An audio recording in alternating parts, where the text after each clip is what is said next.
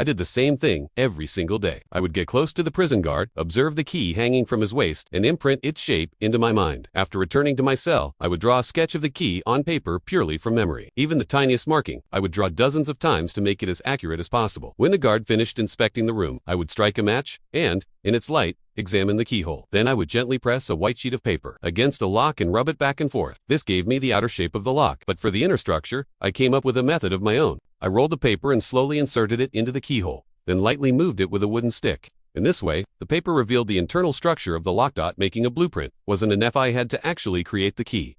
Metal was hard to come by, but there was no shortage of wood in prison, so I decided to make the key out of wood. When my cellmates heard this, they laughed and said a wooden key would snap the moment it was turned in the lock. I calmly told them that if the key was carved according to the grooves of the lock, it wouldn't break. My determination impressed them, and they began to cooperate. By coincidence, that day, we were allowed to work in the woodworking room. I seized the opportunity and carved a rough key based on the blueprint.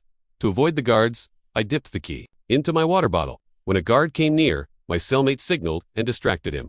I quickly covered the bottle with a towel. The guard became suspicious and ordered us to line up for inspection. When he checked the bottle in which I had hidden the key, my heart started pounding violently.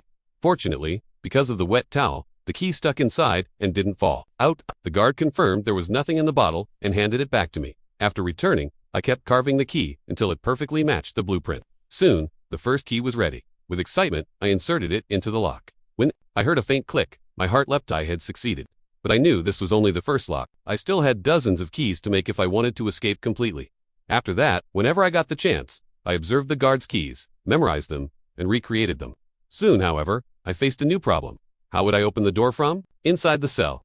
While breaking my head over this, I noticed an old prisoner holding a wheel in the workshop, and an idea struck me. I made a rotating wooden wheel and fixed a key into it.